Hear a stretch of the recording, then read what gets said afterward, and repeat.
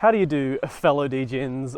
What is good? We're back here on the channel today at Henderson, and we're shooting a pretty special video for me. For those of you that know me, I am a big Discraft fan, really since the game started. Not for any particular reason. I quite like their pro team. Their plastics, in my opinion, are very good, but a lot of the brand loyalty is born out of not trying as many discs as there are in the market. So if I can stick to one brand, then it's a little bit better for my wallet.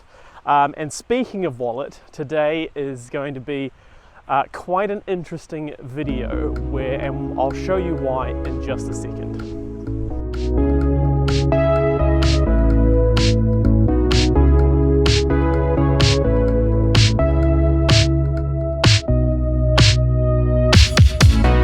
The reason we're out here at Henderson today is we actually have the most expensive disc in my collection at the moment currently that I will be throwing, which is none other than a 4-Claw Force. Beautiful color on this one, this tealy green with the hollow claws and the blue stamp.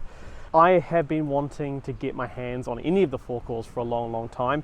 Got this one for a pretty reasonable price in my opinion. They're very hard to come by here in New Zealand, and I think the same is true also for somewhere like Australia. I did not bring a pen, so I have not named or numbered this.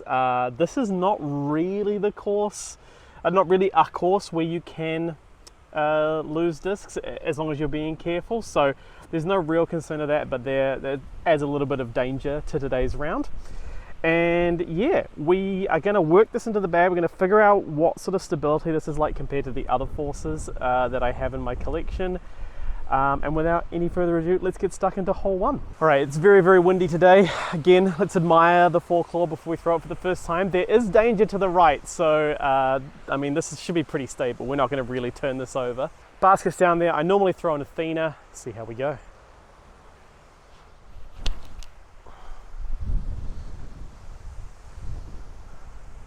I got carried there. So yeah, not a great first shot. It is very windy here at Henderson today. For all of the approaches, I'm still going to use the Force as well, but for anywhere inside Circle 2, I will be putting with my usual Charlie SS. And yeah, first shot, not great. No warm-up, ripped it straight out the car, so can't really complain. And at least it didn't go in the water. Alrighty. Okay, we are deep C2 here. This will also be one of the first times you're seeing the straddle putt.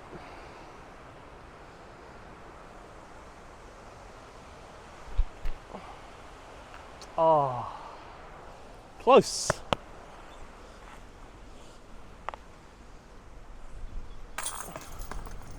Easy par. Alrighty, here at hole 2. I have been liking the turnover on this shot as well as the forehand, but obviously today we're going to test this out in a forehand and see what its stability is like. This is normally what I would throw here. Sometimes I've been throwing the Raptor just depending on the wind, but with a big headwind and with this, and with me not wanting to turn this over, I'll just be throwing this flat, letting it right up there and finish.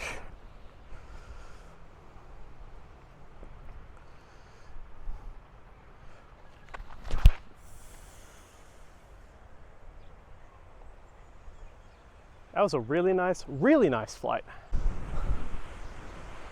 Not bad.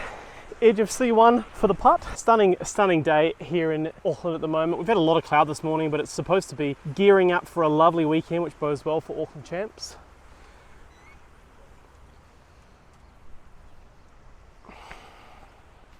I swear there's a lot of kinks to be worked out with this new putt. That should not have lifted.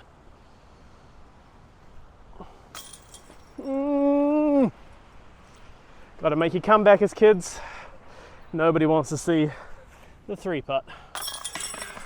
So one of the more interesting things about this 4-Claw is that there is no tooling on the bottom that's so prevalent in other Discraft discs. And to be honest, it's something I actually really enjoy in Discraft discs because, especially on forehand, I make sure to grip that by like slotting my fingers in on the forehand as some like extra sort of grip, because I do get very sweaty fingers. Hole 3, to be honest, this and hole 5 are really the only shots where I'm kind of worried about losing this disc. I was to shank it or hit a tree or something, it could kick right into the river, and again, not named, there's no way I'm getting this back. But you can see the basket straight down there. We're just gonna play a soft hyzer in.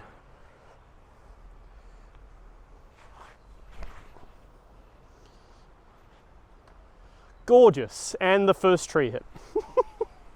A bit of a brutal rollback off that tree, but this is something we can still give a run. Ay, ay, ay. No birdies today, folks.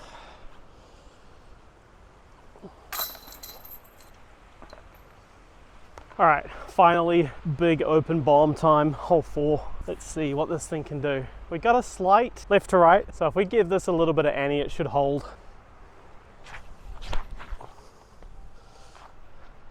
Oh, and then flex back. Ooh, the skips on this thing are unreal, and it's really not as stable as I thought it was going to be. Alrighty, big flare skip out. We're looking at a strong tailwind putt. Let's get this birdie. Oh, right as I say that, the wind creeps up. No. So many wasted opportunities. Oh, we have well and truly entered the wind tunnel part of the course. It loves to swirl around this little area here. Definitely one of the most picturesque holes in Auckland disc golf once the leaves have come back, and we're well into spring now. We're going to really pump this on a forehand, nice and flat, maybe get some turn, then have it finish.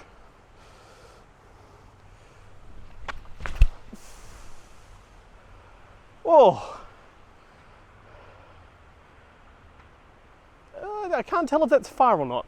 This was one of the holes that I was worried about in terms of losing the disc, and we haven't lost it yet. A bad pump from the forehand, but definitely not inside any circle at the moment. We're going to play for a little upshot. This is going to flare skip, I'm guessing, if we put it in low, so I'm going to try and play it out wide by the bench and have it skip back in.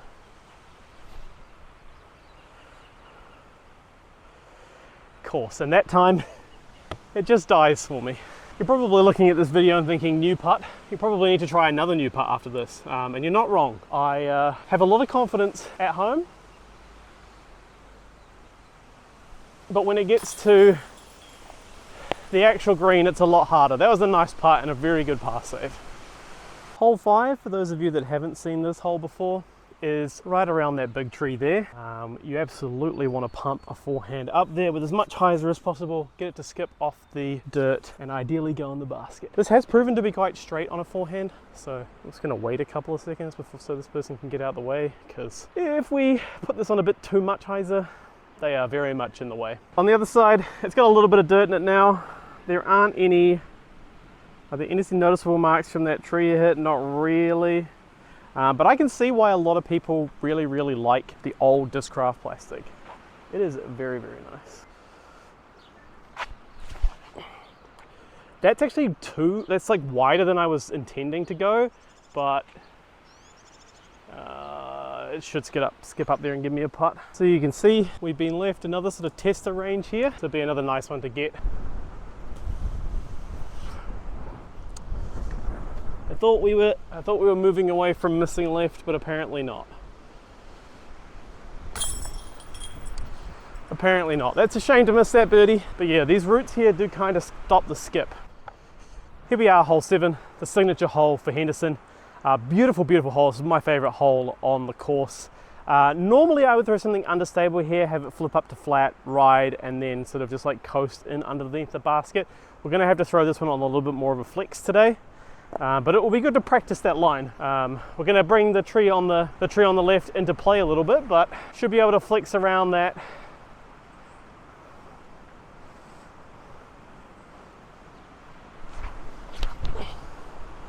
Come back out of it. Come back out of it. Oh, straight into that tree. A little bit too much, Annie.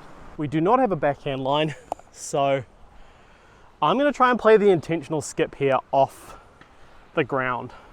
It seems a little bit rude to be throwing this into the ground, but Again, discs are made to be thrown.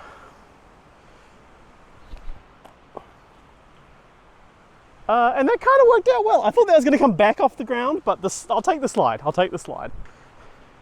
And you'd hoped that this wouldn't be a tester or any sort of distance to worry about, but you never know. You never know. Good putt.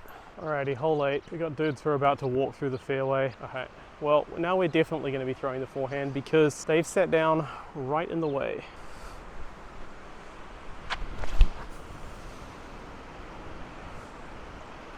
Alright, it's down there. Ugh.